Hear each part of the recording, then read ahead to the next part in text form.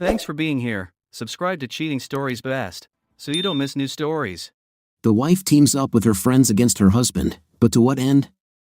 Today's story has a similar plot. Enjoy watching it. 3 women sat together at a table for 4 in a quiet restaurant. Sarah, Lisa, and Ashley all worked for the same company, Tanner Logistics. Their boss, Mark Waters, had told them they could take a long lunch.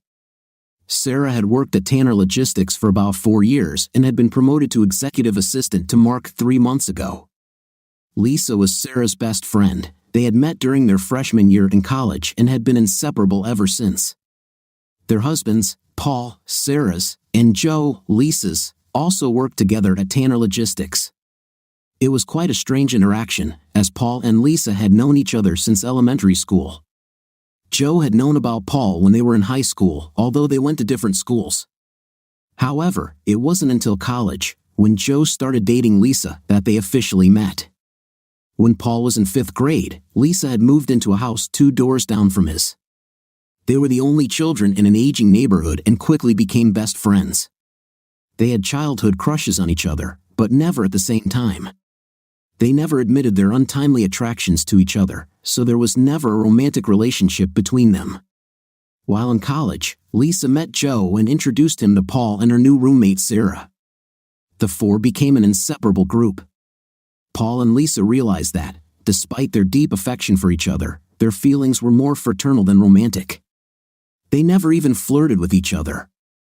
Ashley, the 3rd member of the lunch group, had been a former executive assistant to Mark Waters. 3 months ago, Ashley was promoted to junior executive with Mark's help. She had been instrumental in Sarah taking her place as Mark's current executive assistant. Sarah was eager to follow in Ashley's footsteps. While the 3 women chatted, 2 young women sat at a table on the other side of the thin partition right next to them. One of these women was Sarah's 21-year-old niece, Shannon. Sarah said, "Ashley, this would help your career at Tanner one night and perhaps again in the morning." She laughed. "And you will be provided for." "Yes, sure," Ashley replied. "Even if I wanted to, how could I hide it from Paul?" "That's the thing," Ashley responded. "He doesn't want it to be hidden from Paul." "This is crazy," Lisa interjected. "Sarah, do you really think Paul will be okay with you sleeping with your boss?" At these words, Shannon raised her head from the menu. She only knew one couple named Sarah and Paul. Ashley interrupted before Sarah could respond. "He won't be happy about it, at least not right away, but he'll accept it eventually." Brian accepted, John accepted, Marlon accepted. "You should think about it too, Lisa. Your name has been mentioned several times." While this was happening, Shannon picked up her iPhone and turned on the video recording app. She held the phone so it would film the 3 women, then placed it on the floor so it would record the conversation. "He's a really nice guy," Sarah said. Lisa was silent. "To be honest, he's not that good in bed," Ashley said. "He definitely doesn't have anything above average, but I guarantee the situation will make it exciting." "I don't know, Ash," Sarah said. "Paul is as easy as the next guy, but I just don't see him going for it." Lisa said, "Of course you wouldn't agree if he had a choice."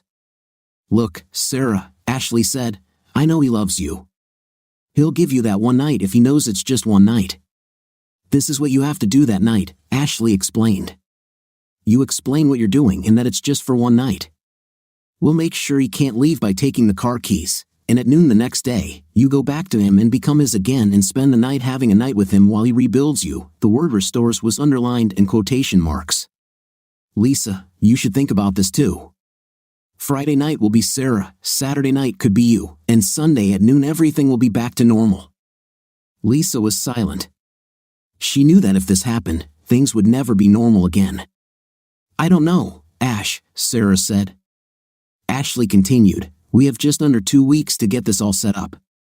Paul owes you this one night, and it will help keep you both company. Didn't you say that you were going to start having children? Once you start this, it will be a family forever." Lisa continued to remain silent. "Besides everything else," Ashley added, "make sure you have your Plan B pill. You will show it to Paul before you leave with Mark and make a big deal of it by taking it to him in the morning when you return." "Hey, Ash, Lisa said, are you sure you covered all your bases? What if it gets physical? Aren't you afraid Paul will start a fight? Ashley laughed. Come on, Lisa. Mark is approximately 6 feet 4 inches, and Paul is approximately 5 feet 8 inches. Mark played professional football, for God's sake. Paul won't want to get into a fight. He might start an argument, but it won't get physical. You're probably right about that, Sarah agreed. We've been together for 8 years, and I've never seen him get into a fight or even come close. Hell, he never even argues with me. Lisa didn't say anything but completely disagreed with this assessment. Lisa had known Paul since 5th grade. Although they were never romantically involved, they were best friends, like the brothers and sisters they never had. Lisa had seen Paul fight for a girl twice, both times for her. The first time was in 8th grade. They had gathered with a group of children in a wooded area, as kids do. One of the boys started teasing Lisa and then flicked her bracelet. Paul didn't hear the teasing, but he saw the boy grab her bracelet. Paul pounced on him instantly, knocking the boy down and beating him for about 10 seconds before one of the boy's friends managed to pull Paul away. Paul jumped up and was about to go after the guy who pulled him away when someone said they saw a police car heading their way, and everyone ran away. The second time was a week after the prom. A guy whose parents were out of town decided to throw a party. At the time, Lisa was dating a guy named Tommy from another school. Tommy didn't like Paul because of the way he treated Lisa. When Paul arrived at the party with his friends, Lisa was already there with her boyfriend. Paul walked upstairs to find the bathroom, and as he passed an open bedroom door, he glanced inside and saw Lisa lying on the bed. She seemed to sit on the edge of the bed and then fall on her back. Paul went in and asked if everything was okay. In a very slow voice, she said, "Hi Paul, yes, everything is okay. Tommy was just here and went to get his friends. He said we were going to have fun, not tonight." Paul helped her up and led her downstairs, sitting her on the sofa and giving her some water. When that didn't make her look any better, he took her out into the yard and sat her down on a lounge chair. "Lisa, stay here. I'll go get the guys and take you home." At that moment, her boyfriend's car pulled up to the curb next to the house, and Tommy got out with 3 of his friends. "Hey Tommy!" Paul shouted. "What the hell are you doing with her?" Paul looked at them without emotion. "She feels bad. I'll take her home. I told her to wait upstairs. I'll take her home later." "No, Tommy, I'll take her home now." "Go to hell, idiot. She's my girl, and I'll take her home when I'm ready." Tommy was a burly guy, 6 feet tall, and looked quizzically at Paul, who was 6 inches shorter. Paul just looked at him and said, "I don't think you're her boyfriend anymore, and you and your friends won't go near her." At that moment, there were about 20 kids standing around the 2 guys, standing about 8 feet apart. Lisa was sitting on a garden chair with her head lowered onto the table and her eyes closed. She could hear what was happening but wasn't quite aware of it. "Time for you to go home, little man," Tommy chuckled. "It's time for the big boys to play a little." "You're right, idiot," Paul said. "It's time for me to go, and I'll take Lisa with me." 2 guys from the crowd watching this began to talk quietly to each other, Joe, who studied with Tommy, and Nick, who studied with Paul. They both knew guys from their schools but weren't close friends with them. "Do you think they will fight?" Nick asked. "Seems like it." "Who are you betting on?" "I think it's Paul." "You're crazy. Look at the size difference. Tommy will crush him." "I don't know, man. Look at Tommy. He's playing to the crowd. He thinks it's a joke. He thinks he will crush him. Now look at the other guy. He's focused on Tommy. He doesn't show it, but there's hatred there. If they start fighting, Paul will go crazy. We'll have to drag him away." At this moment, Tommy raised his voice. "That's all, little man. Leave in 5 seconds." Paul knew what would happen next and was tired of waiting. "Go to hell, you coward. This will be the worst day of your life." Tommy chuckled and started walking towards Paul, who wasn't moving. Like most fights between kids, it didn't start with punches. It started when Tommy got close enough and tried to push Paul in the chest with both hands. As Tommy's hands went to Paul's chest, Paul did what his father had taught him. 20 seconds later, Tommy managed to grab Paul again, and they were wrestling on the ground, trying to punch each other. Tommy was already badly beaten, and much of his morale was crushed. Paul suffered a bruise under his left eye, which later turned into a black eye, but no other injuries were visible. Paul broke free again and jumped to his feet. The whole fight was over in a few minutes. Tommy slowly rose to his feet. Paul looked at Tommy's friends and said, "If he comes at me again, I'll punch him in the throat. Tell your boyfriend that Lisa just broke up with him. If he even tries to apologize, I'll find him and break his legs." Tommy's friends were stunned. One of them finally came to his senses and stood between the guys, saying, Okay, it's over. Take your stupid self and get out of here before we call the cops." "Go ahead and call the cops, expletive," Paul replied. "I want to tell them what you and your idiot friends were going to do to Lisa." A couple of kids who didn't like Tommy very much suggested recording everything on video and sending it to Paul. Joe watched from the crowd as Paul and his friends half-carried Lisa to their car and drove off. Although Lisa was nearly unconscious during the fight, she later saw the video and was shocked by how calm and violent Paul acted. The fact that he did this for her strengthened her attachment to him, even though it was platonic. Remembering that time and what she saw in the video, Lisa thought that it would end very badly. Paul would not give up and would not back down. He might get beaten, but he wouldn't give up without a fight. "Sarah, this is a bad idea. Paul won't agree to this. Don't be so pessimistic." "Everything will be fine," Ashley said. "First, as soon as we arrive, take the car keys so he can't leave the resort. Show him your love but don't have intim with him for a week beforehand. Talk about long-term plans all week, like going on a trip in 2 months, and constantly mention that you're going to start having kids soon. This way, when you return to him the next day, you'll remind him of all your plans for the future. You just have to really have an intimate with him on Saturday night. Tell him Mark wasn't that good and, like him, Paul is much better. Really boost his ego. I'm telling you, he has such a calm personality that it probably won't even be a problem. He might even like it." None of the 3 women noticed the phone lying on the floor near the partition, which was recording the entire conversation on both audio and video. Shannon and her friend could also hear the conversation and were shocked, to say the least. Shannon had been having a secret affair with Paul ever since her aunt started bringing him to family gatherings, and she always believed that her Aunt Sarah was the luckiest woman in the world because she had Paul. Shannon used her friend's phone to send a message to Paul. "Paul, this is Shannon. Call Sarah as soon as possible. Tell her you were just thinking about her. Do not tell her I asked you to do this. Details later." 10 seconds later, she heard the phone ringing and the voice of her Aunt Sarah.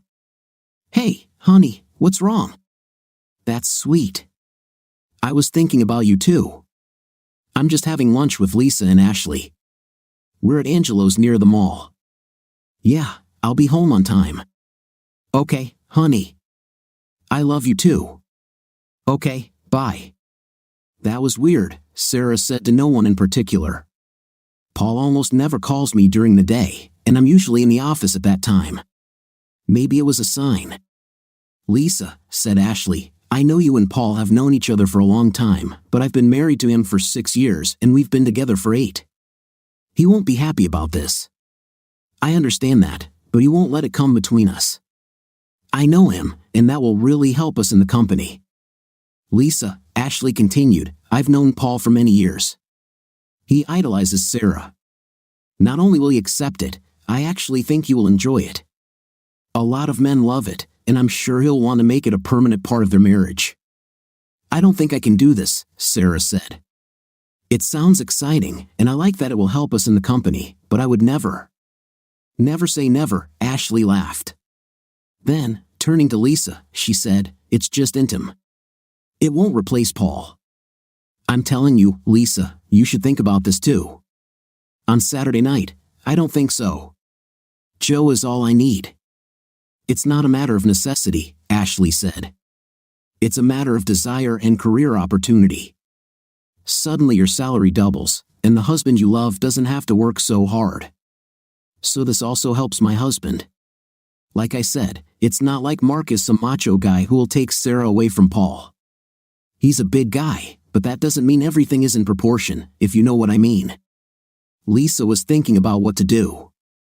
She knew she would have to tell Paul what was going on and was surprised that Sarah thought she could keep it a secret. She was going to tell him what was happening, but the only way to find out was to pretend she was considering it. If she tried to stop it completely, they would probably make plans without her. "Let me think about it," she said, looking at the table. Ashley and Sarah broke into smiles. Part of Ashley's job, unknown to the other two, was to find new conquests for Mark in the company. Sarah was happy because she thought it would be easier to get Paul to accept the situation if Lisa agreed to. At that point, the waiter came over to check on the three women, and Shannon turned off the recording app on her phone. "Come on," she told her friend. "I don't want her to know I was here." She threw a 10 on the table, and they left. Paul was a middle manager at Tanner Logistics. He wasn't in senior management, but he was certainly a rising star in the company. He had been lured away twice, and both times he was persuaded to stay by offering incentives. He liked the job and the people he worked with, so it was easy to convince him to stay. He had a team of subordinates, one of whom was Joe. Paul grew up with Joe's wife, Lisa. When Lisa introduced Paul to Joe while they were in college, Paul took an immediate liking to him, and they became close friends. Joe treated Lisa like a queen, and Paul appreciated that Joe made her happy. When Paul started dating Lisa's roommate, the foursome became almost inseparable.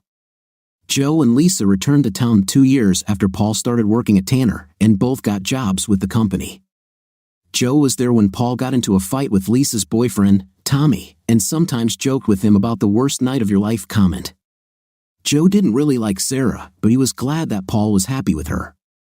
He didn't dislike her, but he did think she was a little self-centered and materialistic. Paul treated her like a queen, and she seemed to increasingly take advantage of it and feel entitled to it. Joe understood Paul's desire to treat her well. Heck, he did the same for Lisa. Lisa, however, didn't take it for granted and treated him the same way. He never discussed it with Paul, but he and Lisa talked about it. Ultimately, it was decided that whatever worked for Paul and Sarah was their business. Although Paul was one step away from senior management, Joe was one step below him. It was clear that when Paul stepped up, Joe would take his place. Joe walked into Paul's office as he was finishing up a conversation with Sarah. "Hey Joe, so what's going on?" "Nothing special." "How's our project?" "Okay," Paul replied, then absent-mindedly added, "That was weird." "What happened?" "Oh, I just got a text from my niece, Shannon, asking me to call my wife. She texted from a number I didn't know and said to just call Sarah and tell her I was thinking about her." "Why is this weird?" "Well, first of all, it was a strange number. Why not from her own phone? Secondly, it's 2 o'clock in the afternoon, and Sarah is still at lunch with Ashley and your wife." Joe shrugged. "I'll see what Lisa says when I see her after work." "Yes, Shannon said she would call me later and tell me. Do me a favor and don't tell Lisa unless she brings it up." "Okay, sure." "There was something strange in the conversation?" "No, not really. She said she was thinking about me too, that she was with the other two for lunch, and that she loved me. We hung up before you came, so the weirdest thing was that Shannon told you to call her?" "Yeah, I guess. I'll find out later." At 5 p.m., Paul packed his things and left the office.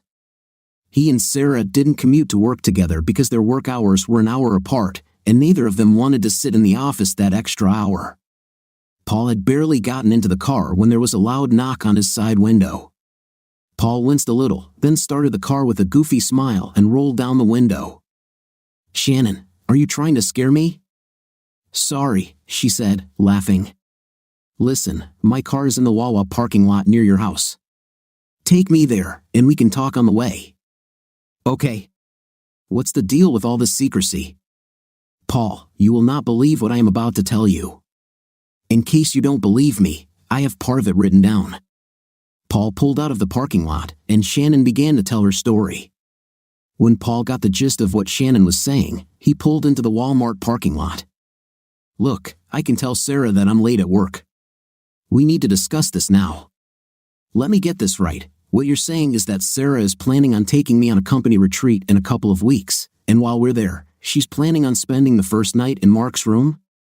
That's exactly what I'm saying, Paul. Ashley convinced her of this. She tries to convince Lisa to stay with Mark on Saturday night too. She thinks that if Joe sees that you approve of it, he will follow your example. Are you kidding? Are you serious? There's no chance Sarah will do that. I recorded part of their conversation. I take it Sarah doesn't know you were there? I don't think so. I'm sure she would have called me by now to sort the situation out. This must be some kind of joke. Who are they kidding? Well, if you didn't know about this, then it's not a joke for you. Perhaps this is a joke against Lisa. Here, listen to the recording. After the recording played, Paul asked Shannon, "Can you send this to me?" Certainly. A few seconds later, Paul's phone beeped with the sound of an incoming message. I need to talk to Joe. Can you keep this between us for now? I'm not sure what to do. I hope this is some kind of joke. What are you going to do? I mean, I know what you said, but what if she actually does it? We will get divorced. She must understand that I will not tolerate this. Ashley almost convinced her that you would. I assure you I will not. I always thought Mark was a jerk, but I didn't expect this. I wonder how many other couples he set up like that. Paul looked out the windshield, thinking out loud. Ashley mentioned that John and Marlon and Brian got it. Damn. Whatever you need, Paul. I might need a ride back from the Ponos on Friday night. No problem. Take me back to my car and think about what you want to do. I'm torn between dealing with her now and waiting to see if she tries. Listen, if there's anything I can do to help, let me know. If she does, I don't see myself talking to her much, if at all. I think in a divorce you will get me. This was said with a wide smile that did not escape Paul. Yes, we'll see. I hope this is all some misunderstanding, Paul said as Shannon walked the rest of the way to the car in silence, everyone lost in their own thoughts. As Paul dropped Shannon off, Joe walked through the door of his house. He put down his briefcase and walked through the house to the family room in the backyard. Lisa lay in a chair with her hands on her stomach, looking at the ceiling. Hey Lisa, are you okay? No, Joe, I'm not fine. We have a problem, and I don't know what to do about it. Do you want to talk about it? Yes, can we go out into the yard and light a fire in the fire pit? Certainly. Let me change, I'll be out in a minute. Would you like something to drink? Yeah, I could drink 5 Long Island teas, but I'll settle for beer. Joe laughed. Go throw some cardboard and kindling in the fire pit. I'll be out in a minute. 20 minutes later, they were sitting around a small fire, and Lisa told Joe what happened at the restaurant. Joe, you have to know that I would never think of something like that. If she does this, I won't be able to be her friend anymore. Wow, this is a difficult situation. Do you want to hear something funny? Paul received a text from Shannon this afternoon asking him to call Sarah and just tell her he was thinking about her. Oh my God, yes. She was talking to Paul while we were sitting at the table. How did Shannon know to ask him to call her? I don't know. She said she would tell him later. Oh my God, it won't stay hidden even if Paul accepts it. Not only the company will know about it. Lisa, there is absolutely no chance that Paul will accept this. I'm telling you now, if she does this, he will divorce her. I do not know what to do. If I directly tell her to stop, she might just do it behind his back. The only reason I didn't try to reason with her was because I thought if I pretended to be interested, they would keep me in the loop and tell me about their plans. I figure if I can't stop her, at least I can warn Paul and prevent him from being caught off guard and humiliated. I'm proud of you, Lisa. You're a really good friend to Paul. He's like a brother to me. Well, I hope everything works out so you don't have to choose. It's not a matter of choice, dear. If she does this, I simply cannot be her friend, even if they stay together. Well, I have a feeling Paul already knows about this. I'll call him in a little while and see what he thinks. Until then, keep doing what you're doing and let them think you're interested so they can keep you posted. I love you, Joe. I know, honey. I love you too. At the Nelson home, Paul walked through the front door and smelled the aroma of grilled steaks wafting through the open windows. In the backyard, Sarah was heating up canned vegetables on the stove when he entered the kitchen. She heard him and turned around with a big smile. Hey honey, there are steaks on the grill. Dinner will be ready in 10 minutes. It took Paul a lot of effort not to start the proceedings right then and there. He took a deep breath and exhaled. Wow, steaks on the grill. Is this beer in a frozen glass? Okay, did you do something or do you need something? Paul smiled as he said this. No, I'm just doing something nice for my man. They ate dinner on the terrace under an umbrella and exchanged small talk about their day, but the conversation with Ashley didn't come up. Paul was still trying to figure out how to cope with the situation. Later that night, Sarah acted as if she was trying to kill Paul with intimate. Wow, what's this all of a sudden? I don't know. I've been thinking about you since you called me today. You are the sweetest person in the world. I love you so much. Oh really? How much do you love me? Paul smiled. What do you mean? What would you be willing to do for me? I would do anything for you. I like to think that we would do anything for each other. I love you, Sarah. I would do almost anything for you. He hoped she would pick up on almost and say something like, whatever you would do. But she snuggled into him and fell asleep. The next morning at work, Joe walked into Paul's office as soon as he could and closed the door behind him. Good morning, Paul. I had a very interesting conversation with Lisa last night. Good morning, Joe. I thought so. Did you bring this up yourself, or did she? She did, without my asking. I couldn't wait to tell you. She is very worried about this. Paul took a deep breath. Okay, spit it out. Joe recounted the conversation, including the part about Lisa not being able to be Sarah's friend anymore. She thinks you're a better person.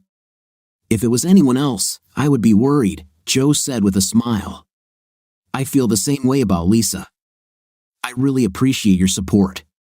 Lisa will pretend to be interested too, so they will keep her in the loop. I don't know how long she can do this, it really bothers her. I think she feels like she's cheating on both of us. Joe laughed. Hey, at the end of the day, this is an issue between me and Sarah. I appreciate the help and support, but if it gets awkward, I can handle it myself. It's okay, buddy. Would you like to meet for lunch? Shall we talk again? Sure. How about that little D&D diner on Main, at my expense? Sounds great. See you later. With that, Joe left the office and returned to his smaller office to get to work. Sarah sat at her desk across from Mark's office. Mark called her through the intercom and asked her to bring a cup of coffee. A few minutes later, she entered his office, and he motioned for her to sit down. She placed the coffee on his desk while he was on the phone and sized up her boss. Mark was a big man, approximately 6 feet 4 inches, and weighing about 250 pounds. He had gained weight since Sarah first met him several years ago but was still in good shape. He was the son of the owner. His father, Tim Waters, was the owner of Tanner Logistics. Mark was a very attractive man with dark hair and dark eyes. Sarah knew he was a former professional football player and had always thought he was a good person who seemed caring. Sarah knew that Ashley had received her promotion because of Mark and that other employees had benefited from his influence and generosity. Ever since she became his personal assistant a few months ago, they had become very close. Mark was not married but seemed to have a new girlfriend at every corporate event. Mark had once told Sarah that he did not see himself getting married, didn't want children, and didn't want to be tied down. He saw night as something to be experienced daily and had no intention of staying with one woman. He had a curiosity about different women, and once that curiosity was satisfied, he would move on. Lately, Mark had been persistently pestering Sarah. He said he had curiosity about her, and after they were together once or twice, this curiosity would pass, and they could move on. He promised that after their encounter, he would take care of her the same way he took care of Ashley, and he would also take care of Paul.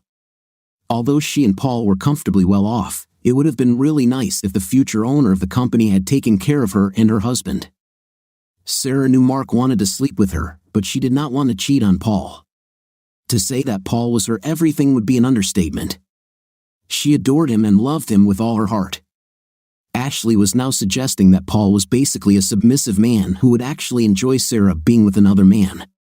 Sarah was confused. She didn't want to hurt Paul. She knew that anyone who claimed they never had the desire to sleep with someone other than their spouse was lying. People remain faithful in marriage because of the possible consequences, not because there is no attraction. Paul was somewhat of a subordinate personality. He gave her everything she wanted and always deferred to her in everyday matters. He never argued with her and was never angry with her. He never argued with anyone, really. His father was a policeman and treated Paul's mother the same way Paul treated her. She sometimes wondered if Paul's father had ever watched his mother have an intimate with another man. Ever since Ashley told her what Mark wanted to do at the company retreat, she had been feeling nervous. She was certainly attracted to Mark but had no desire to hurt Paul's feelings. Was Ashley right that this would be better for their marriage in the long run? Although Paul would be upset at first, would this be good for them in the long run? Sarah, come back to earth. Sarah was very distracted. Oh, sorry. Don't worry. How does everything look on our schedule for today? Excellent, Mr. Waters. You have a lunch meeting with Mr. Den Houseman at 11:30 and a meeting with Mr. Lightman at 2:30. Other than that, it's an easy day, sir. Sarah, when we're in the office, call me Mark, he said, standing up and looking out the window. Have you thought about leaving? It's less than 2 weeks away. Ashley said she talked to you yesterday. Yeah, I'm not sure I can do that. Of course you can. Look, I won't force you, but everything will be fine, I promise. I thought about that. I'm just not sure my husband will accept it. Sarah, talk to other women. They'll tell you they were all so nervous when we did it. Everything worked out well for them and their husbands. They thought their husbands would be angry, but they weren't. They liked it. It turned them on, and now their intimate lives are better because of it. Mark didn't know if it was true, but he didn't care. He walked up behind Sarah and began massaging her shoulders. Sarah, this will be a one-time event for the two of us. 2 other couples in the same situation wanted to continue, but I said no. I don't want to break up marriages, and I'm not a threat to other people's marriages. I don't want to replace anyone's husband. I just want to help you spice up your intimate life and strengthen our working relationship. It's like the retreat that my father and I have been organizing for decades. I know you feel the same spark that I do, and we need to let it out. At the same time, your husband will get a chance to fulfill his fantasy. I don't know, Mark. He never spoke of such a fantasy. Sarah, think about it. Think about Paul's personality. He is a quiet guy who avoids conflict at all costs. He takes orders without question and never argues. Worst case scenario, he'll say he didn't like it, and you'll never do it again. I mean, we already know we won't do this anymore once he realizes he really likes it. You'll have to find another guy for the role. He wants someone to take control of him. Sarah, when was the last time he raised his voice at you? Ashley had prepared Mark for the dynamic between Sarah and Paul so that he knew Paul was basically subject to Sarah's wishes. He didn't know how this would affect their relationship, but he didn't care. He assumed Paul would accept it, just as Ashley's husband Brian and that weakling Marlon and the other little coward John had. He looked forward to the shock on Paul's face as he led Paul's wife into the master bedroom. I'm just trying to help you, Sarah. This will allow us to release that spark and allow Paul to release his too. Paul needs someone to take control of him. As his wife, it is your responsibility to give him what he needs. That doesn't make him a bad guy, just a guy with different needs than most men. Sarah sighed. Let me think about this a little more. I really need to get back to work, or else everything will pile up on my desk. No problem, honey. Are you having lunch with Ashley and Lisa again? We probably spend a lot of time together. This is good. Ashley is like my right-hand woman, and her recommendations mean a lot when it comes time to promote someone. She was the reason for your promotion to your current position. Yes, I kind of owe her for that. Okay, Mark, I really need to get back to work. With these words, Sarah stood up and headed towards the door. Mark stepped forward and put his hands on her face. "Sarah, everything will be okay. You'll see." He kissed her, then walked around his desk and sat down in his easy chair. Sarah stood still for about 3 seconds, took a deep breath, and then walked out of the office without looking back. Mark sat in his chair with a smile on his face as he watched the beautiful young woman leave his office. He had long and persistently sought her and looked forward to finally achieving his goal. Ashley had told him that Sarah had almost agreed. Although Mark didn't know Sarah's husband personally, he knew about him. He did not work in the same industry as Mark, so Mark was not his direct supervisor. However, since Mark's father owned Tanner Logistics, he was kind of the boss of everyone. Paul was much shorter than Mark, weighing no more than 170 pounds and very inconspicuous. This made Sarah such an attractive target. Like all the husbands Mark had done this to, Paul was quiet and would have swallowed it. Mark was confident that his own size and the fact that his father owned Tanner would intimidate Paul into submission. He hoped that this one would be the first to shed tears. Marlon was close to it. Mark wouldn't bully Paul after that night. He'd take Paul's wife for one night to show Paul who's the alpha. But if the affair continued, he'd keep it a secret. If, on the rare occasion, Paul decided to start a fight, Mark would humiliate him enough to keep him quiet. One day, when the old man finally retires, or better yet, dies, Mark would take over, and these guys would already know and accept him as the alpha male. At lunchtime, Paul and Joe sat in a small diner at a table in the corner. They chose a spot where they could both see the front door and the street through the glass. Joe started the conversation first. "What do you think?" Paul replied, "The way I see it, I have 2 options. The first is to do nothing and see if she goes through with it. If so, then divorce her. The second is to confront her and try to prevent the divorce. Maybe you should give her a hint. Find a movie where the wife cheats with her boss and the husband goes on a shooting spree. You know, a family movie like John Wick." Paul laughed, appreciating his friend's attempt to defuse the situation. "I think something like this might be a good idea. At this point, do you want to divorce her?" "No." "What will be the tipping point?" "I'm not sure. If she plans this until Friday but doesn't follow through, will you leave her?" Paul took a deep breath. "Listen, buddy, I love her. I don't want to lose her, but I can't stay with her if she does this. I think the breaking point would be if she goes into that idiot's bedroom on Friday night. So if we can show her what she has to lose and keep her from it, you'll stay with her?" After a few moments of thought, Paul responded, "Yeah, but it has to be her own insight. If I just confront her and tell her she's caught, she might do it behind my back. I can't live without trusting her." "Got it, Paul. I'm not sure I agree with this approach, but okay. If it were me, I would have already gone after her with my fist. She has to not do this for the right reasons. I don't want to lose her, Joe, but I don't want to keep her if it's just a temporary solution. Okay, let's come up with a plan." Across town, in a small restaurant, Ashley, Sarah, and Lisa were sitting. They ordered food, and after the waitress left, Ashley started talking. "Was this the most exciting night of your life?" Lisa asked.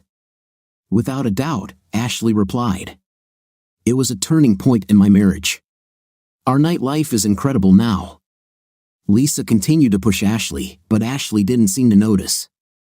"So the most exciting night of your life involved humiliating your husband?" "Well, it sounds bad when you say it like that, but Brian eventually got over it." "How do you think this event was for Brian?" Sarah was silent. "Look," Ashley said, "I see where you're going with this. It was necessary. If I had asked Brian beforehand, of course, he would have said no. It had to be forced on him so he could see that it would be good for us. It's like a new dish for a child. They say they don't like it, but after trying it, they realize it's great." "Was Brian humiliated?" "Well, he was a little embarrassed." "So, what made this the most exciting night of your life?" "Your husband's embarrassment." "How many people saw you leave with your boss while your husband sat there?" "All the most exciting nights of my life involve my husband's joy. You know, like the wedding, the first time we made love." "Look," Ashley said, I understand what you're saying. Maybe that was a poor choice of words. I just wanted to say. Lisa looked at Sarah, and Sarah looked back at her. Girls, please stop. I'm going to the bathroom. I'll be right back. Sarah quickly stood up and walked away from the table, leaving the other two. I knew exactly what you meant, Ashley. Let me tell you something. I've known Paul since he was a kid. I know he wouldn't go through with it. If he gets hurt because of this, you won't be able to hide me. Oh, you don't care about Sarah, only about Paul. You have feelings for Paul, right? Does Sarah know? Yes, I have feelings for Paul, and yes, Sarah knows. Lisa, this isn't the first time this has happened. I know what I'm doing. I know Paul's type. I don't want to ruin their marriage. It will be good for both of them, trust me. I'll go check on Sarah, Lisa said evenly. With these words, Lisa stood up, took her purse, and headed to the toilet. As she entered the bathroom, she heard Sarah crying in one of the stalls. Sarah, are you okay? You must think I'm the biggest fool in the world. No, the biggest idiot in the world is waiting for you at work so you can make him coffee. Yeah, well, I'm in second place. Still, no second place is waiting for us at the table. I can't do this to Paul, but he'll get hurt either way. If we go on a retreat, Paul will be embarrassed no matter what happens. You know Mark only chooses wives whose husbands can't stand up to him. What makes you think Paul can't stand up to Mark? Paul is not a fighter. I swear I love him with all my heart, but he is not as aggressive and determined as Mark.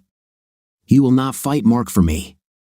You know, I've seen Paul fight twice. He's not as weak as you think. I don't think he's a weakling. He's just not a fighter. Mark says. I don't care what Mark says, and you shouldn't either. Both times I saw Paul fight, it was because of me. The first time was in middle school. Some guy was picking on me, and Paul punched him in the face. He loves you, Lisa. I love him too, just like I love you and Joe. What about the second time? We were in high school. I was dating this guy, and we were at a party. My so-called boyfriend slipped something into my drink and was going to share it with his friends. Paul saved me and got into a fight with him. Oh my God. Nobody could have stopped this before Paul got hurt? Well, I didn't see it with my own eyes. I saw the video later. Paul dealt with that guy pretty quickly. It lasted about 5 minutes, but that guy was all beaten up. That guy was your boyfriend? Yes, his name was Tommy. Was he as small as Paul? No, he was quite big, much bigger than Paul, but not as big as Mark. What should I do? Normally, I'd say just forget about it and keep your mouth shut, but that's not an option anymore. Oh God, Paul already knows, right? I'm not sure, but I'm pretty sure Ashley and the man aren't the only ones who know. What should I do? Maybe Paul doesn't know, and I can just forget about it. It sounded more like a question. Listen, Sarah, do you want my best advice? Go home tonight and tell Paul what's going on. Ask for forgiveness and do everything you can to show him how much you love him. Ask him what he wants you to do. I sure do. I know other people know what's going on. Jesus, Sarah, Marlon, John, and Brian and their wives at least know. What should I do right now? Okay, that's still a week away. Let's go back to the table, eat our lunch, and as usual, not agree to anything. Then we'll talk some more. Thank you, Lisa. Thank you so much. I don't know what I would do if I lost Paul. Come on, let's go fix our makeup and have lunch. Thank you, Lisa. Please don't let me down. At 2:30 p.m., Paul received a call from his boss asking him to come into his office for a minute. Everything okay, boss? Yes, everything is informal. Okay, I'll be there in a minute. Paul walked up the stairs at the end of the corridor. He avoided the elevators so he could move more. The irony was that his boss's office, which Paul hoped to get in the future, was directly above his own. The door to the office was open, so Paul entered. Hey, Marlon, what's wrong? Good afternoon, Paul. Mark Waters was just here, and he wanted to know if you're still going to the retreat next week. That's interesting. Why does Mark care if I go? Well, your wife works for him, and he likes you. He really hopes you'll be there. Marlon, is this your way of telling me that I have no choice but to go? Well, there will be a lot of important people there, including some of our clients. Your presence could be very beneficial for your career. Plus, most of the guests will be staying in the cabins, while a select group will be staying in the main building. Has going to retreats helped your career, Marlon? Marlon hesitated, then looked down at his desk. Yes. Who else will be staying in the main building with us? Brian and Ashley, John and his wife Megan, and Joe and Lisa. Why Joe and Lisa? Well, I think if everything goes well at the retreat, you could move up the corporate ladder. I think Mark wants to get a sense of what kind of person Joe is. Well, I'm still planning on going, but I'm not sure about Sarah. Paul teased Marlon about Sarah. He noticed that all 3 guys mentioned in Shannon's post were also mentioned by Marlon. What? Why can't Sarah go? Well, I'm not sure. I think I heard her talking about other plans. Why is it important that she be there? After all, she's just a secretary, right? Well, it's a family retreat. It's important that everyone is there. You know, everyone socializes and gets to know each other's families. And besides, she might have a chance for a promotion. If I didn't know better, Marlon, I'd think you wanted her there more than I do. Paul chuckled. No, Marlon responded quickly. I want you both there. It'll be good for morale. Hey, Marlon, wasn't Ashley Suski Mark's personal assistant before Sarah took over? Yeah. What does her husband do? He works in the IT department. I see. Just curious. Every time Paul made eye contact with Marlon, Marlon looked down at his desk. Marlon, what do you think of Mark? What do you mean? Well, he works in the administrative department, while we work in research and development. Why did he come to you, my boss, to make sure I go to this retreat, rather than going to Sarah, who works for him and sits 20 feet away? Why is there so much pressure on me to go? I don't know. Mark is a good guy.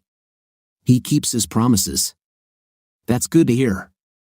What promises could he have made to you and me? Well, his dad owns the company, and I'm guessing Mark will take over someday. Once he takes over, he'll be able to really take care of us. What if he doesn't lead the company? Marlon turned slightly pale. Why wouldn't he want to lead? Of course, he will. Who wouldn't want to lead this company? Sometimes it's not a matter of desire, Marlon. Sometimes it's a matter of necessity. Ask yourself if you think Waters is capable of leading this company, and then ask yourself if old man Waters knows. But Mark is his son. Mark is a loser. Paul started to get angry. If we all know he's a loser, I'd guess the old man knows it too. Be careful messing with the wrong horse, Marlon. Marlon sat in silence, and it was an awkward moment. So, are you going to the retreat? You know what? I wouldn't miss it for the world.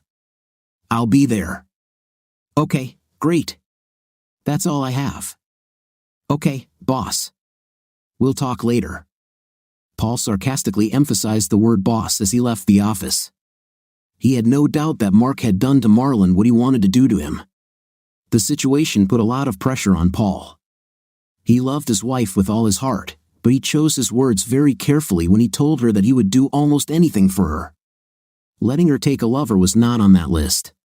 Paul knew that if this happened, if she went through with it, he wouldn't be able to stay with her. He wasn't ready to share. He also knew that she had to make the decision not to do this. It had to come from her. If he confronted her and forced her to abandon the plan, he would always wonder if she would do it behind his back. Just before Paul left work that day, he received a text from Lisa. I think Sarah had an epiphany. Paul drove home with the radio off, lost in thought. When he pulled up to the house, he saw Sarah's car in the driveway. He got out of the car and slowly walked to the front door. Quietly opening it, he wasn't trying to be quiet, he was just in that mood. He placed his briefcase by the door and headed towards the back of the house. When he walked into the living room at the back of the house, there were glass French doors leading out to the backyard patio. To his right was a long sofa facing the doors. There were armchairs at both ends of the sofa facing each other, and opposite the sofa was a small love seat. Sarah sat in the middle of the sofa, covering her face with her hands and crying quietly. "Sarah, are you okay?" Sarah raised her head, looked out the back door for a few seconds, took a deep breath, and then looked at Paul. Her eyes were red and swollen, her skin was blotchy, and she was in a terrible state. "Paul, I did something terrible. I need to confess. I don't even know how to say it." She fell silent and began to sob. Paul, of course, knew what she was talking about but stood silently. His heart ached for her emotional state, but he wasn't going to make it easy. He needed it to leave an indelible mark on her psyche. "Paul, She stopped and took another deep breath. "Did you cheat on me?" "No," she answered immediately. Sarah stood up and walked over to Paul, kneeling in front of him. She wrapped her arms around his waist and pressed her cheek against his stomach like a child. "Paul, Mark Waters wants me to cheat on you with him for one night at the retreat. I was actually thinking about it until Lisa brought me to my senses." Her face was pressed to his stomach. "Did she tell you not to do it?" "No, she made me realize it myself. When Ashley said it would be the most exciting night of my life, as well as hers, Lisa said that all her most exciting nights never involved humiliating Joe. When she said that, I realized what I was thinking. I never meant to hurt you, Paul. They told me that you..." "Stop a second. Let's sit on the couch and figure this all out. I want you to tell me everything that happened. I need you to tell me everything that's happened since you started working directly for Waters." He helped her up and followed her to the couch. She sat in the middle facing the French doors, and Paul sat to her left. "Paul, looking back on the last few months, I feel like a complete fool. I let this guy get into my mind and hurt the most important person in my life. I love you, Paul, more than you know, and I will do everything I can to make things right." Paul kissed the back of her left hand. "I love you too, Sarah. Tell me what happened." Sarah spent the next hour telling Paul about the last 3 months of working with Mark. She hadn't thought about it before, but now she began to understand how he had gradually gained her trust. How he shared his problems with her and started intimate conversations. Over time, their conversations became more and more risque.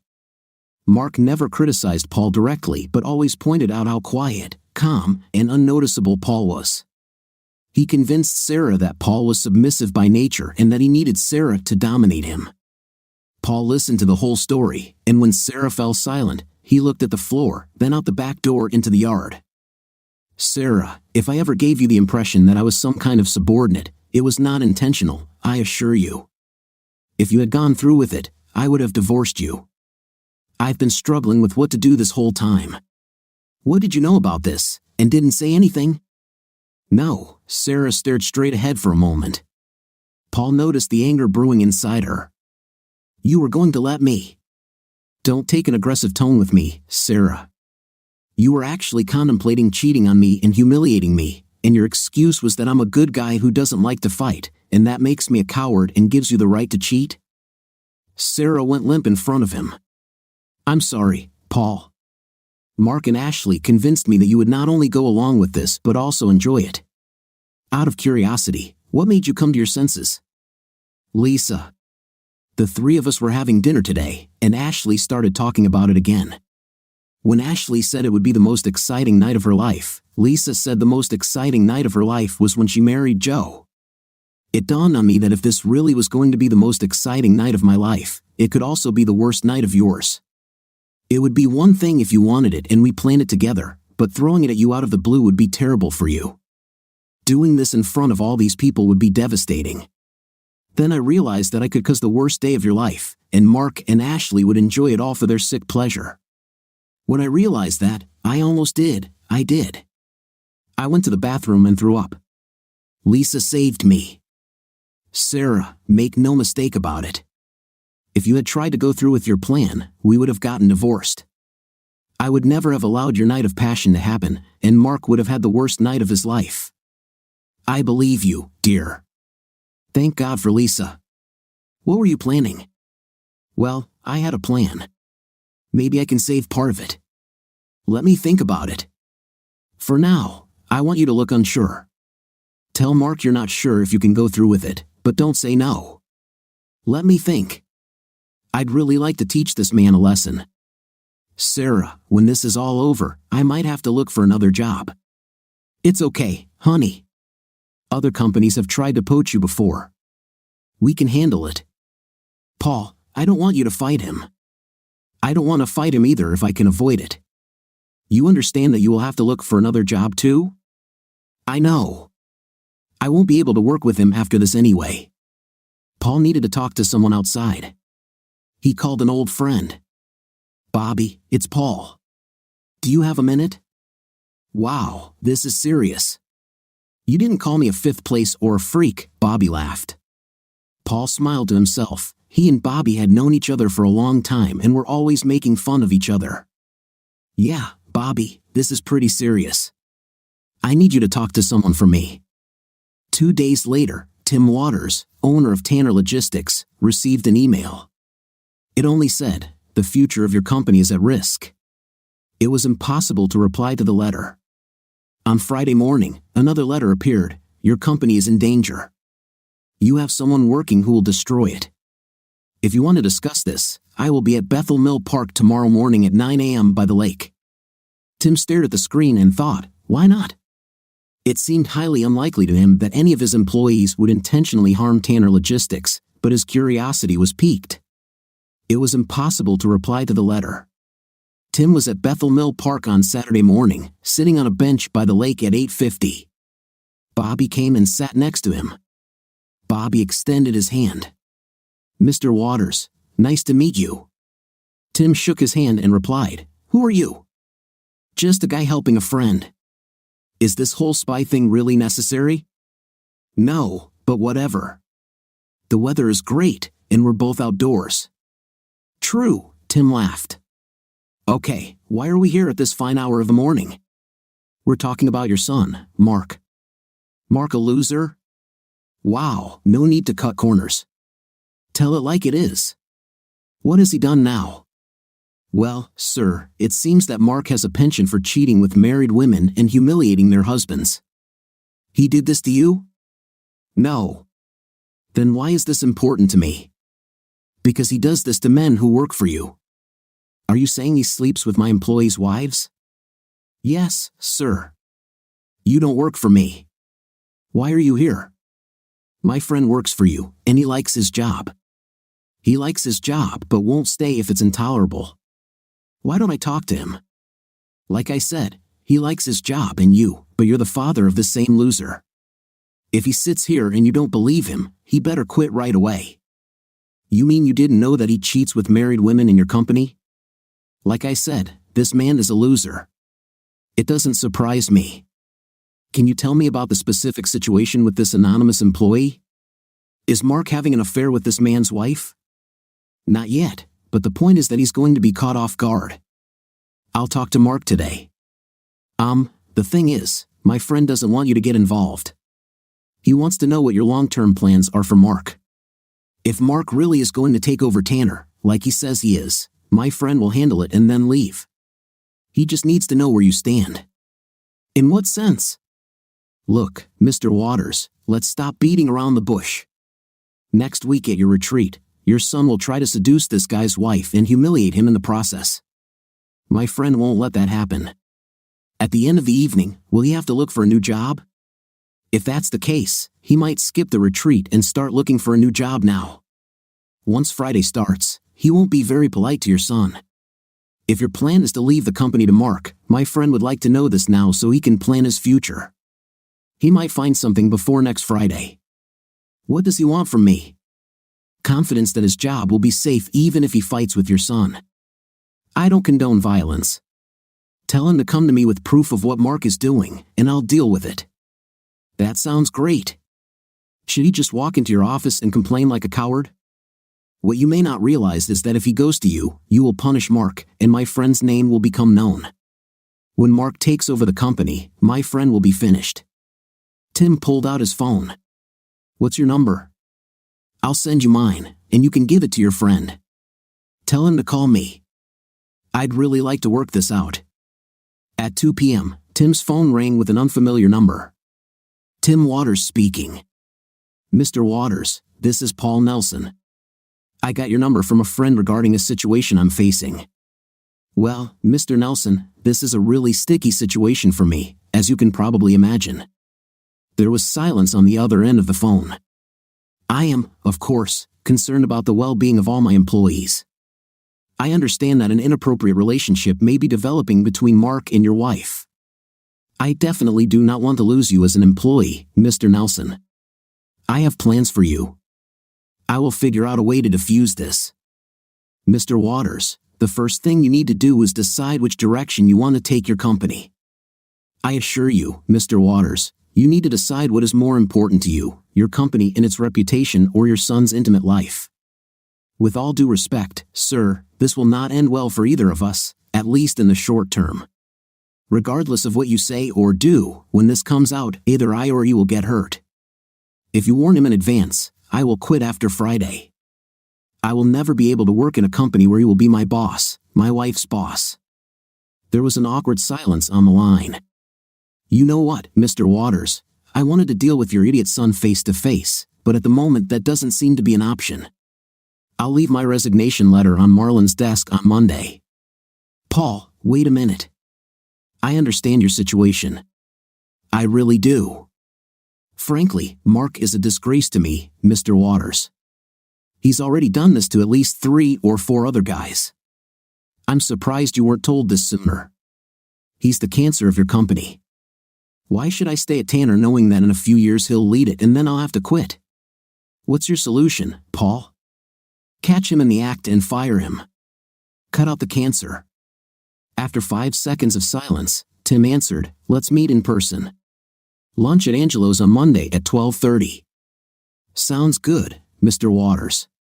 Just the 2 of us, right? Yes. See you. Paul pressed end call and turned to his wife. We're meeting for lunch on Monday at Angelo's. If you go to lunch, make sure you choose another place. Okay, she answered quietly. When you talk to the man, be vague. Let him by the nose. He has to believe that it will happen even if you don't say you agree. If he records the conversation, I don't want it to turn out later that you're up to something. Then she agreed, fine. Sarah was still afraid that this could create an irreparable rift between her and Paul. Paul took a deep breath and let it out slowly. Look, honey, I really want us to get through this. For that to happen, I need to make sure I can trust you. I understand. I will never do anything again to make you doubt whether you can trust me. I love you, Paul.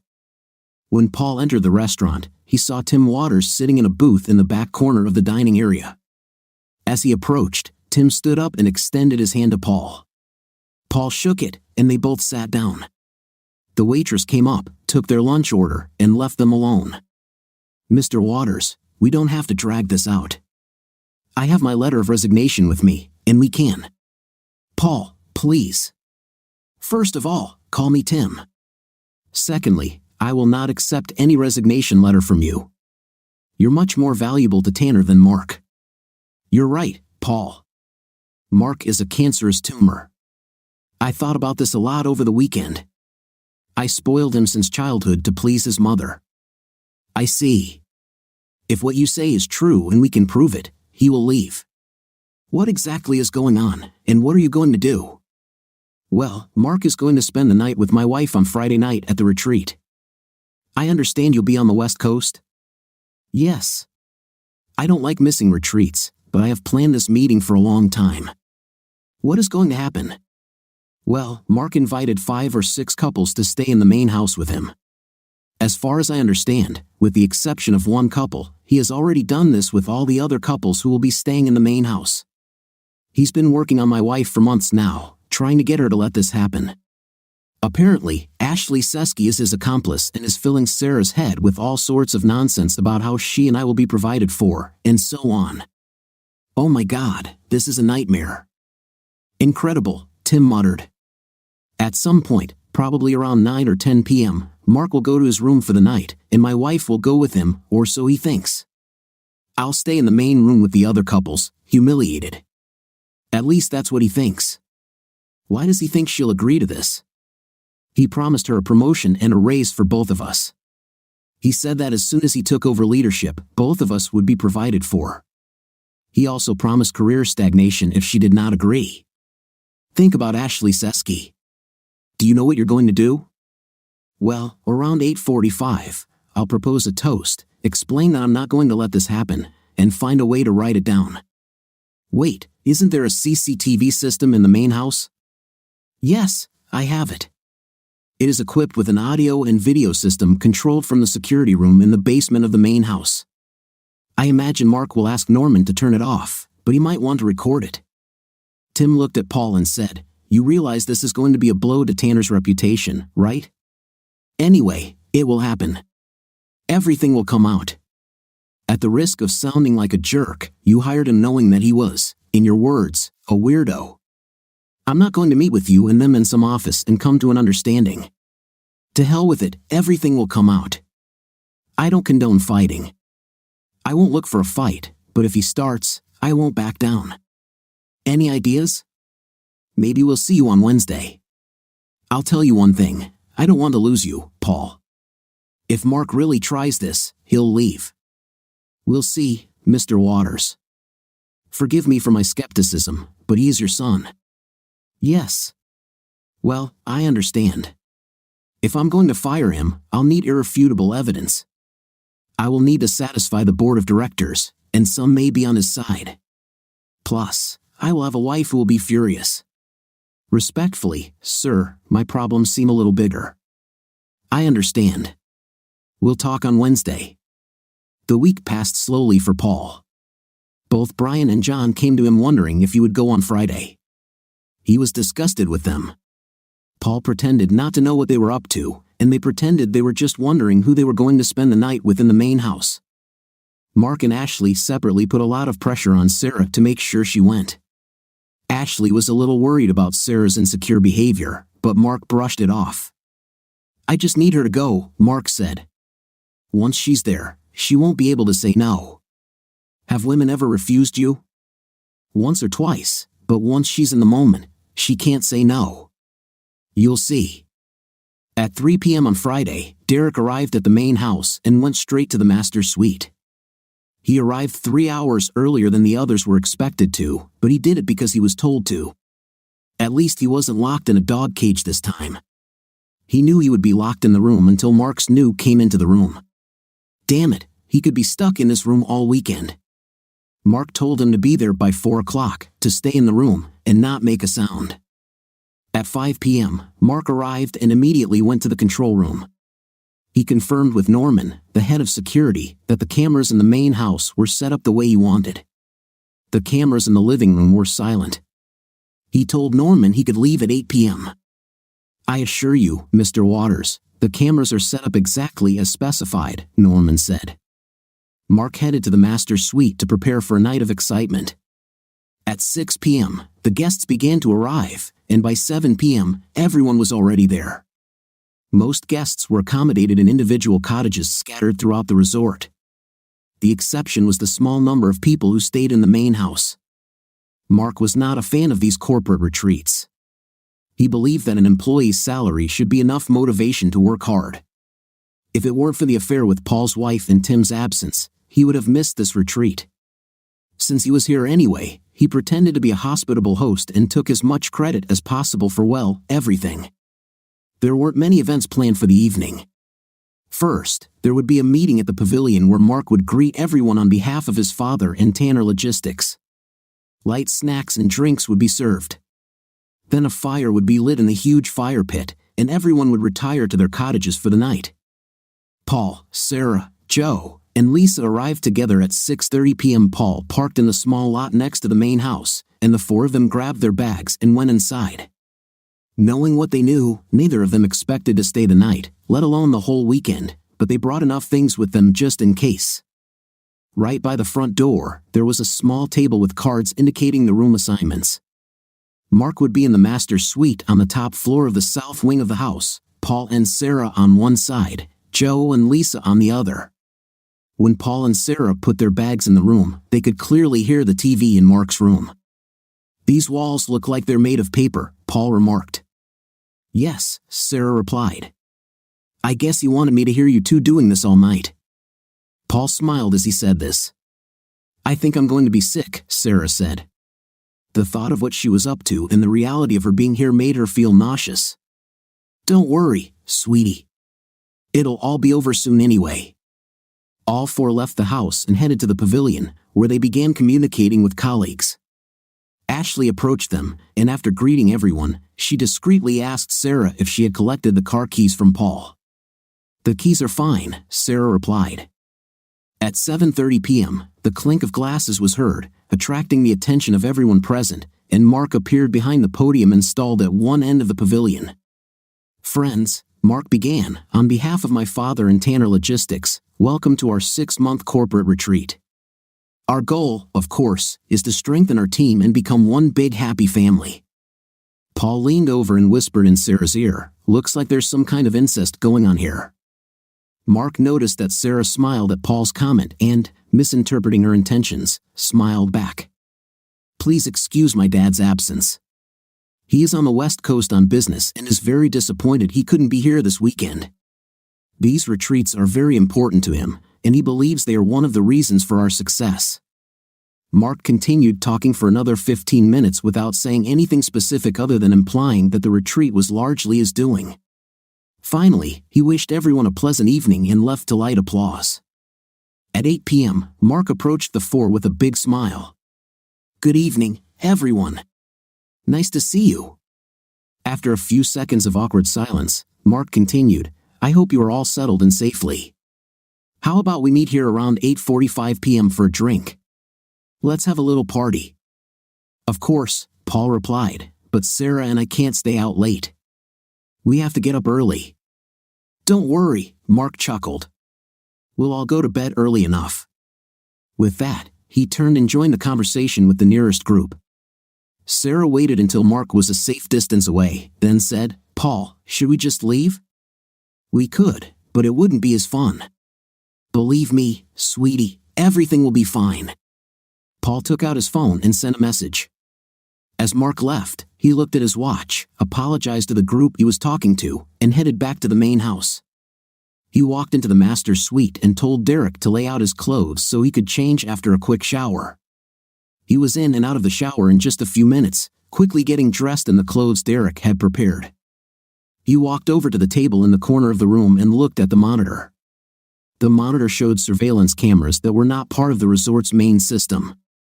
These cameras had both video and audio capabilities and were installed in the bedrooms. Mark liked to watch the men whose wives he seduced.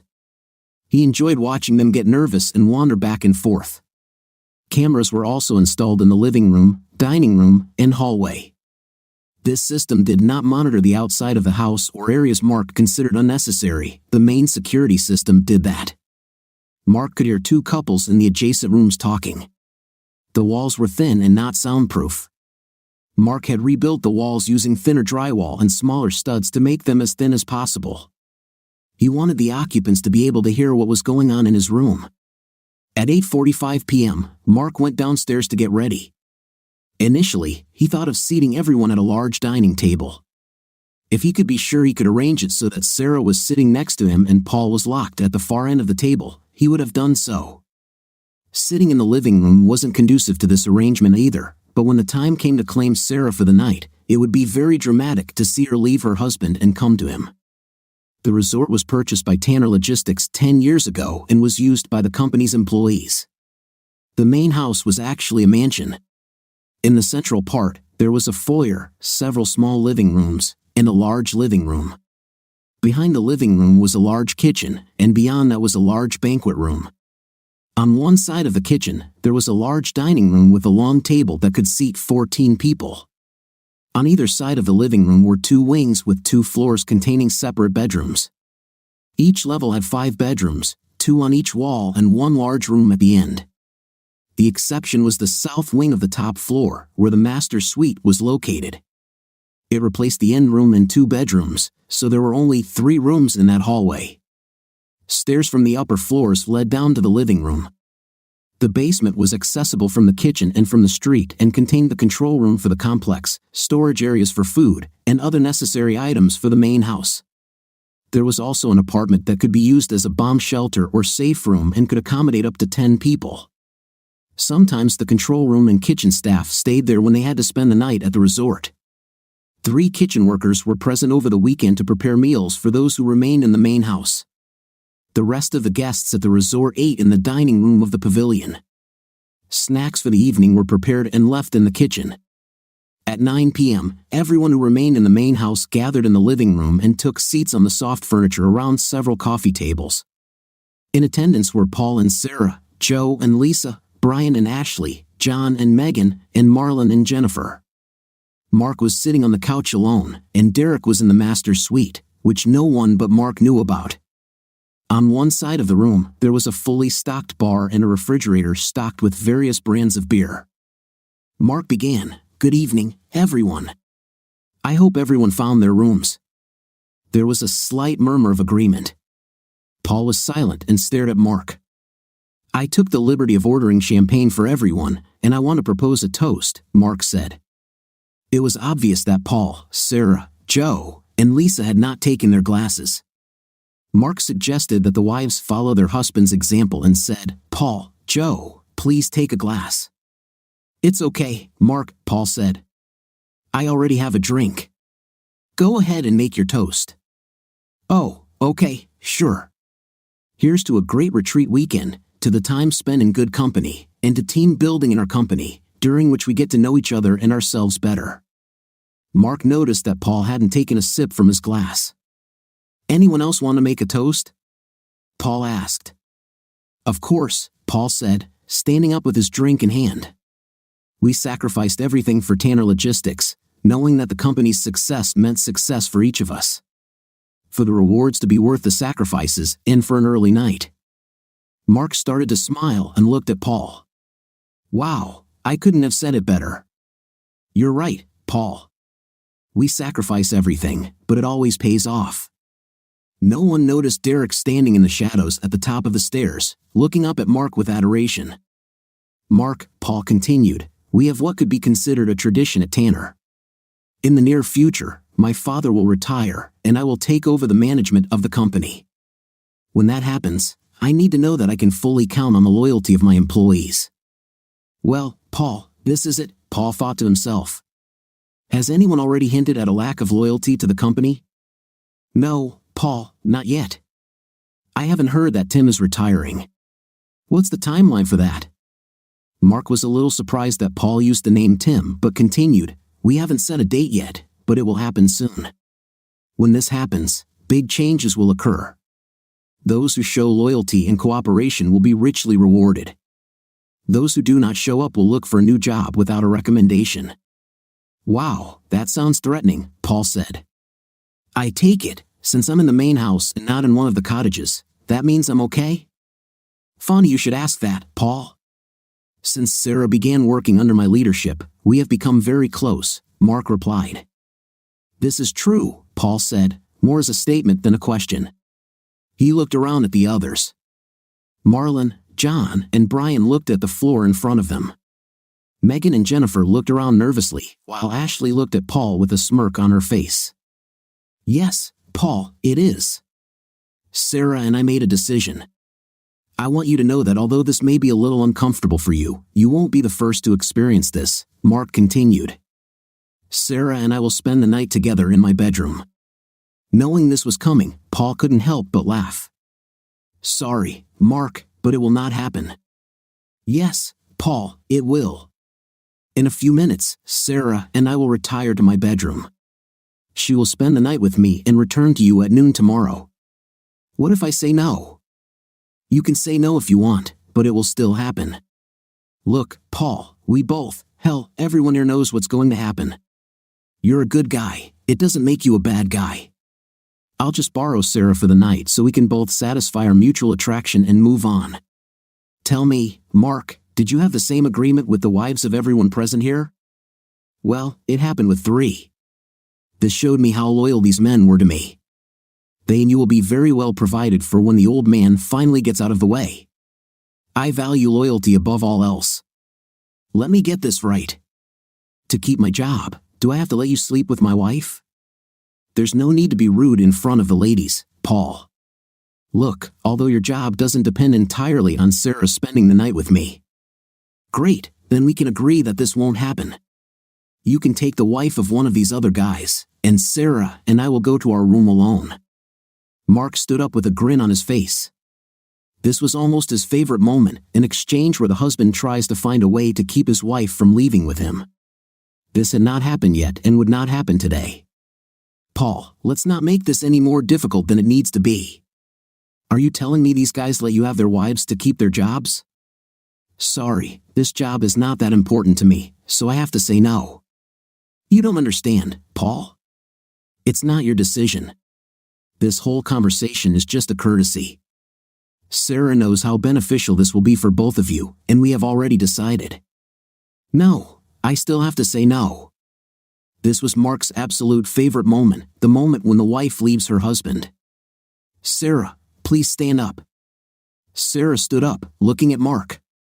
Sarah, come here and sit next to me on this couch, Mark said. Sarah, Paul said, looking at Mark, sit down. Sarah sat back down. Sarah, get up and come here now, Mark commanded. Sarah sat silently next to Paul. Well, Mark, my wife doesn't seem interested. I guess you should have brought your own girlfriend. Sarah, if you value your work and your husband's work, you will come here now. Sorry, I've been thinking about this a lot, and there's no way I'm giving up Paul for you, Sarah said. Ashley couldn't hold it in anymore. Sarah, we talked about this. You're not giving up on Paul. It's only for one night. Not only will Paul accept it, but he will find that he likes it. Shut up, Ashley. When was the last time you talked to Paul? Everyone looked at Lisa with open mouths. If it turns out that Paul doesn't accept it and doesn't like it, you will restore their marriage. Just because everyone knows Brian doesn't care about your partying doesn't mean everyone is like that. Brian stood up and looked at Ashley. You know what, Ash, I've had enough. We're done. You're not worth it.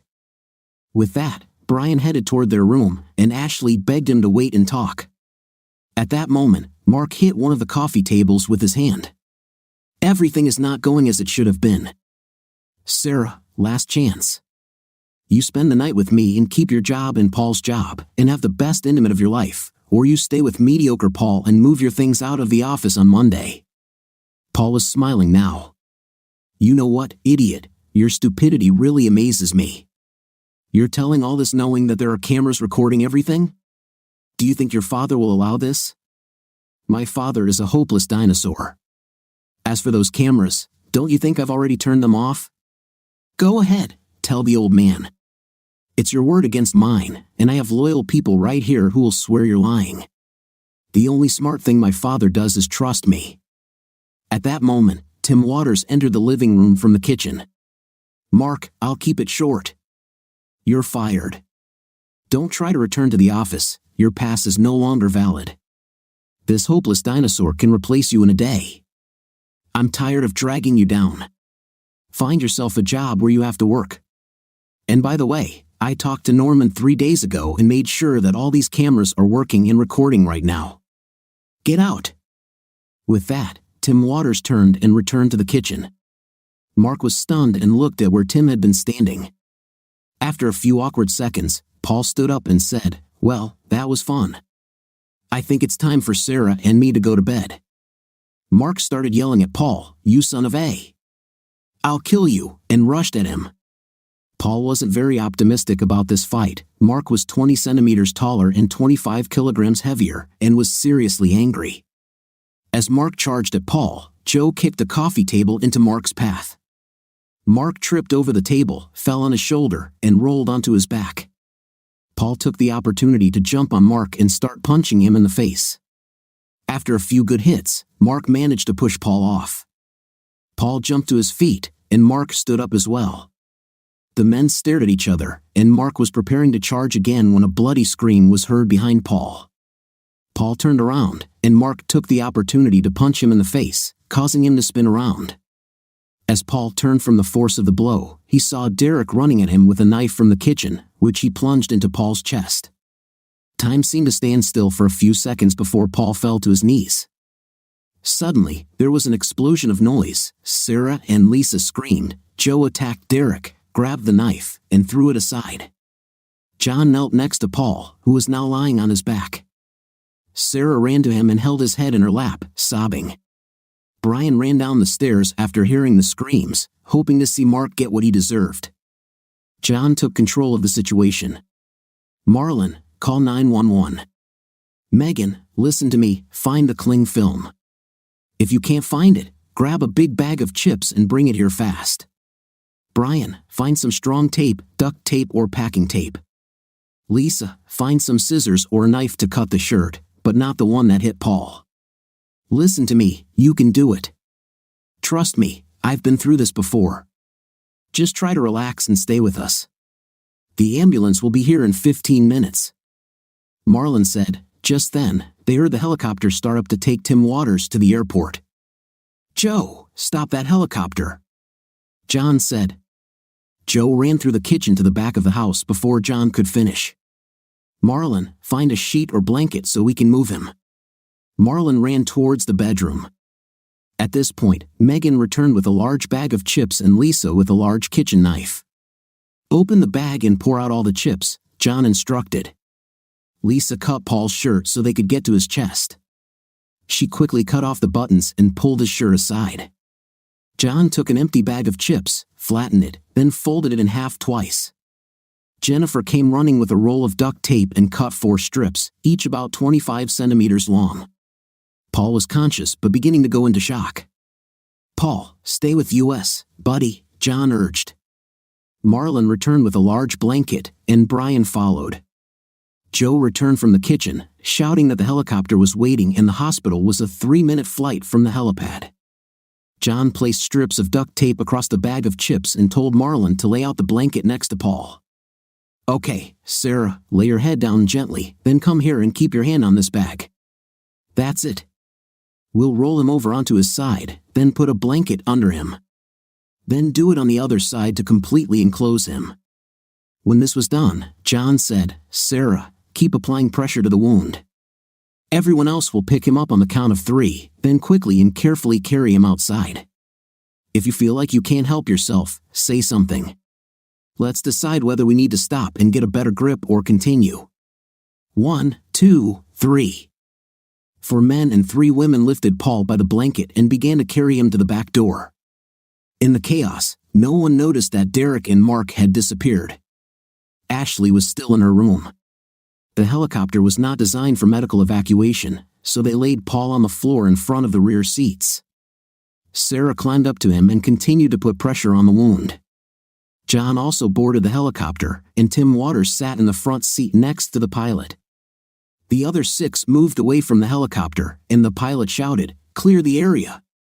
The helicopter took off as the first police cars arrived on the scene. Paul woke up to the sound of car horns and quickly realized where he was and what had happened. He looked to his right and saw Sarah curled up in an uncomfortable chair with a blanket draped over her shoulders. "Sarah," Paul said. Sarah opened her eyes and smiled widely at Paul. "Hi, handsome." She rose from her chair, walked over to Paul, and kissed him tenderly on the forehead. "The doctor said you'll be fine. The knife pierced your lung. John saved your life. The bag of chips prevented air from entering your lungs. Paul, he saved your life with a damn chip bag." "I don't remember much after I was hit," Paul answered in a quiet voice. "Who was this guy?" "His name is Derek Messing. You won't believe it, but he's Mark's homosexual lover." Sarah even laughed a little when she said this. "Where did he come from?" "It looked like he was waiting in Mark's room. I think their plan was for me to go to Mark and have an intim with both of them all night. I saw Joe attack him. Did he at least fight back?" "Well, there was a lot of noise. Joe had to run out and stop the helicopter. Derek escaped, and so did Mark. Sarah, I'm sorry things didn't go according to plan. Honey, everything is fine. No, look, I was a little arrogant, thinking that everything would go exactly according to plan. Stop it immediately. If you hadn't done what you did, it would have been someone else after me. I see you did this for the next girl. I love you, Paul. Never apologize for being a good person. Paul leaned back with a smile on his face. I love you too, sweetie. Did they catch them? No, they fled in Mark's BMW. At that moment, there was a knock on the door. Sarah went and opened it. Mr. Waters. Come in. Sarah, please call me Tim. How are you? I'm fine, sir. Please come in. Paul, I'll go get some coffee. I'll be back in a few minutes. Okay, sweetie. I'll be here, Paul said, trying to lighten the mood. After Sarah left, Tim sat down in the chair opposite Paul. Paul, I cannot apologize enough for the actions of Mark and that idiot Derek. Yeah, I didn't expect that, Paul replied. I'm done with him. I covered for him his whole life. I didn't know he was blackmailing female employees, but he was always doing something wrong. I guess it's time for his mother to make a choice. Tim, I noticed that you never call him your son. He's not your child, right? No, he's not mine. Tim took a deep breath and let it out with a long sigh. I tried to raise him as my own, but when he found out I was not his biological father, he showed me the minimum respect he could without me cutting him off. I knew something was wrong when he was 10 years old and 173 centimeters tall. I took a test, which confirmed it, but I still loved his mother. As strange as it may sound, she was a wonderful wife and adored me. It still remains true to this day. Did she finally confess? Not really. One Christmas, during his junior year in college, Mark and I had a huge argument. At one point, he yelled at me, "How the hell can you be my father?" Oh no, yes, he did. He did the test without my knowledge. The next time we had a fight, he threw it right in my face. His mother was devastated. I honestly don't think she knew. It turned out that when we were in Europe on vacation, I got sick and stayed in the room for a couple of days. I insisted she go and enjoy the city, and she got drunk and slept with someone for one night. She never really thought about it. We had a very active, intimate life, and she just assumed he was mine since the color of her hair and eyes matched mine. It never occurred to her that I was not his father. She never gave me any reason to suspect her of cheating. When I found out, I hired detectives and followed her for a long time, no hint of betrayal, nothing. I truly believe this was an isolated incident, a momentary loss of control. It was a one-night mistake. I'm really sorry about all this, Tim. If you'd rather I leave, I'll understand. No, Paul. I want you to stay. Moreover, I want you to play a more important role in the company. Look, I've taken up too much of your time. Call me as soon as you leave here so we can discuss your future with the company. If you don't mind, can we keep our conversation between us? Certainly. Tim, come by any time if you feel the need to talk. I'm ready to listen. Maybe I'll take you up on your offer. Do you mind if I stop by in a couple of days? Of course not. I'm already looking forward to it. Derek fled for 10 days before he was arrested in Los Angeles in Mark's BMW. He was charged with attempted murder and related crimes and ultimately received 10 years in prison. Mark was charged with attempting to blackmail and coerce Sarah. Ashley got fired and then divorced. This retreat became legendary, and no one missed it again. After that, there was never as much drama as there was that weekend, but everyone loved to talk about where they were when it happened and what they saw or thought they saw. Tim and his wife didn't get divorced, they really loved each other. However, Mark was disowned. He got a job as a car salesman in the town where he attended college. Sarah turned to a psychologist to figure out why she succumbed to the influence of Mark and Ashley. Nothing concrete came to light. She was never raped and had no problems with her father. She constantly thanked Lisa for bringing her back to reason. From then on, Sarah adored Paul as much as he adored her. Sarah tried her best to regain Paul's trust, to the point where he finally told her to stop. Listen, Sarah, there is no doubt about how I feel about you and the other man. If you needed to hear it, you heard it. Never forget this. I know guys will hit on me and flirt. I get it. If someone starts to spread their hands or directly suggests an affair, I expect you to tell me right away. That's it. End of story. No more chances. They lived happily ever after. Sarah never cheated. I know because I wrote it. What do you think of our story today? It seems to me that the conspiracy was deliberately set up by the wife and her co-workers, making it unrealistic for a husband to be married to his wife. What's your impression? Write in the comments. See you for more videos.